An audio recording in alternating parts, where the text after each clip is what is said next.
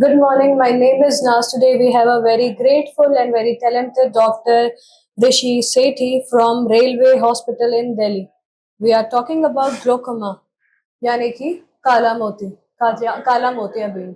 सो आज हम ये जानेंगे कि काला मोतियाबिंद होता क्या है, इसके साइड इफेक्ट क्या क्या होते हैं, क्योंकि इंडिया के अंदर ये टॉप 3 में आता है कि इसके जैसे ब्लाइंडनेस के केसेस बहुत ज्यादा बढ़ते जा रहे हैं, बट कई बार लोगों को पता नहीं होता है कि उन्हें काला मोतियाबिंद यानी कि ग्लोकोमा हो गया। तो सर आप इसके बारे में प्लीज कुछ बताएंगे। नमस्कार, मैं डॉक्टर ऋषि। जी। ग्लोकोमा एक लीडिंग डिजीज है जिसके कारण इरिवर्सिबल ब्लाइंडनेस हो जाती है और ये इंडिया में जैसे जैसे एजिंग बढ़ रही है, हमारी एजिंग पॉपुलेशन बढ़ रही है, वैसे वैसे इसका इंसिडेंस बढ़ता जा रहा है। इसमें होता क्या है कि ऑप्टिक नर्व जो होती है वो इंट्राऑक्युलर प्रेशर के बढ़ जाने से डैमेज होने लगती है और इसी डैमेज के कारण हमारे पेशेंट को ऐसा ब्लाइंडनेस सफर होता है जो उनको हम रिवर्स नहीं कर सकते। और इसका एक अच्छा तरीका ये है कि हम अपने 40 या 45 की एज में अपने आंखों का जरूर टेस्ट करवाएं, जिससे हमें ये पता चल पाए कि हमारा प्रेशर ठीक है और हमारे पर्दे की नस में कोई डैमेज तो नहीं है। सर इसे बहुत से लोग साइलेंट थीफ के भी नाम से जानते हैं, तो क्यों कहते हैं इसे साइलेंट थीफ? बिल्कुल, इसको साइलेंट थीफ इसलिए कहते हैं क्योंकि पेशेंट को कोई सिम्टम नहीं है, उसको उसकी सेंट्रल दृष्टि बिल्कुल ठीक है, लेकिन जो कोनों की दृष्टि है वो धीरे धीरे कम होती है और वो इतनी स्लोली होती है कि कोई पेशेंट पहचान ही नहीं पाता कि उसका डैमेज हो रहा है। तो सर इसका डेली लाइफ में क्या इम्पैक्ट पड़ता है? डेली लाइफ में बहुत इम्पैक्ट है। अगर आप ड्राइव कर रहे हैं तो आपको साइड के आती हुई कोई गाड़ी नहीं दिखेगी। अगर आप चल रहे हैं तो आपको नीचे का एरिया नहीं दिखेगा और आप गिर सकते हैं। और तीसरा ये है कि आप कोई गेम खेलते हैं तो आपको साइड से आ रही बॉल आपको आंख डैमेज कर सकती है।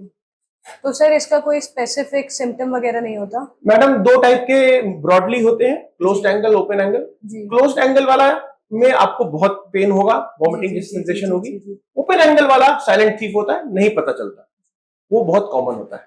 तो सर ये प्रिवेंटेड होता है?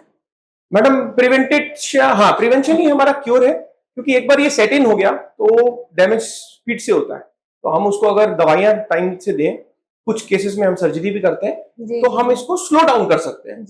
कंप्लीटली रोकना इसको कैटरेक्ट की तरह नहीं पॉसिबल है। तो इसके ट्रीटमेंट्स क्या रहते हैं? ट्रीटमेंट में मैंने बताया जैसे कि ड्रॉप्स अवेलेबल हैं, कुछ हम लोग के पास सर्जरीज अवेलेबल है और आजकल जल्दी अंदर का जो नेचुरल लेंस है उसको निकाल देना भी एक तरह का ट्रीटमेंट है। तो हमें बेसिकली कब चेकअप कराना चाहिए? देखिए, अगर आपके घर में किसी की हिस्ट्री है, किसी को पहले से काला मोतिया है, तो आप जल्दी कराएं, 25 साल की उम्र में करा लें, 20 साल की उम्र में। और अगर आपके नहीं है कोई तो आप 40-45 में जरूर अपना आंख टेस्ट करवाएं। यही एक टाइम होता है जब ये स्टार्टिंग करता है।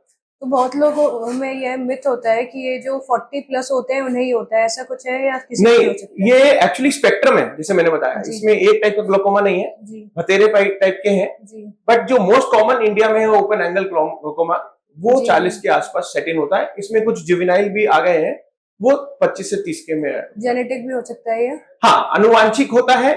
इसमें कुछ फैक्टर्स, कुछ जीन्स पाए गए हैं जो जेनेटिक कारण होते हैं। वो कुछ बच्चों में होता है, तो बच्चों वाला जो होता है वो तो हमें प्रेजेंट करता है, तो हमें इमीडिएटली उसमें ट्रीटमेंट करना होता है। उसमें आंख बच्चों की बड़ी हो जाती है, लेकिन जो बड़े होने पर प्रेजेंट करता है उसमें आपको देखने से बिल्कुल पता नहीं चलेगा ग्लोकोमा। तो सर इसके प्रिकॉशंस कुछ ले सकते हैं? प्रिकॉशन में मैं यही कहूंगा कि अगर जो ग्लोकोमा पेशेंट है जिनको दवा चल रही है, वो ऐसे आसन ना करें जिससे उनका हेड बेंड हो।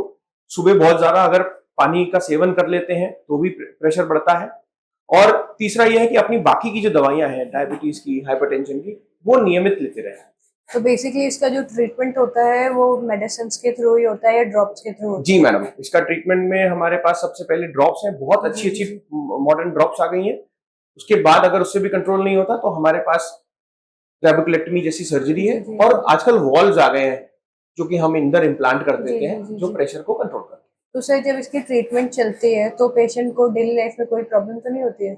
बिल्कुल मैम, इसके कारण थोड़ा प्रॉब्लम ये हो सकती है कि उसको नियमित अपनी ड्रॉप डालनी है, और उसके लिए वो अगर ड्रॉप भूलेगा तो नुकसान बढ़ेगा। दूसरा, कुछ ड्रॉप के कारण साइड इफेक्ट होते हैं, तो अपने डॉक्टर से परामर्श लेकर आप उसको दवा को चेंज कर सकते हैं। इसके अलावा अगर आप कुछ बताना चाहें? मैं आपसे यही कहूंगा कि आप, हमारी जो दृष्टि है वो भगवान ने दी है, और ये बहुत इंपॉर्टेंट सेंस ऑर्गन है। अगर ये डैमेज होता है, ये नुकसान अगर खा जाता है, तो इसको रिवर्स करना बड़ा मुश्किल हो जाता है डॉक्टर के लिए। और सामाजिक लेवल पर पेशेंट भी परेशान होता है। जी जी तो इसलिए इम्पोर्टेंट है कि हम प्रिवेंशन पे ध्यान दें, जी और बिल्कुल। जितने ज्यादा लोग स्क्रीनिंग हो जाएगी, जितनी जल्दी स्क्रीनिंग हो जाएगी, उतना हमें पता चल जाएगा। जी जी और knowing is better than not knowing. जी। चलो, तो सर मैं आपसे ये कहना चाह रही थी कि मैक्स टू मैक्स कितने टाइम पे नॉर्मल इंसान को अपना आई चेकअप कराना चाहिए, जिसे ऐसा कोई डिजीज तो नहीं है? देखिए, आप कुछ जैसे चश्मा लगाने वाले लोग पेशेंट्स हैं, जैसे कि मैं खुद हूँ, तो हमें तो नियमित हम टेस्ट करवाते हैं। जी जी जी लेकिन जिन्होंने कभी चश्मा नहीं लगवाया या कभी चोट लगी और इग्नोर कर दिया है, जी, तो वो जी। तो बिल्कुल टेस्ट करवाएं। और जैसे ही वो 40 की एज में आते हैं, जब अपना टेस्ट करवाने जाए, तो डेफिनेटली डॉक्टर से बोलें कि मुझे ग्लोकोमा के लिए भी जी जी टेस्ट जी करें। जी। तो thank you so much sir कि आप यहाँ आए और आपने इतना व्यू पॉइंट रखा, क्योंकि ये है बहुत जगह पे फैला हुआ है, नंबर 3 पे आ रहा है कहीं ना कहीं है, बट लोगों को अवेयरनेस बिल्कुल भी नहीं है, उससे ब्लाइंडनेस तक हो सकती है। तो जी। आपने अवेयर करा लोगों को, तो थैंक यू सो मच आप आए। थैंक यू नाज madam, thank you. Thank you.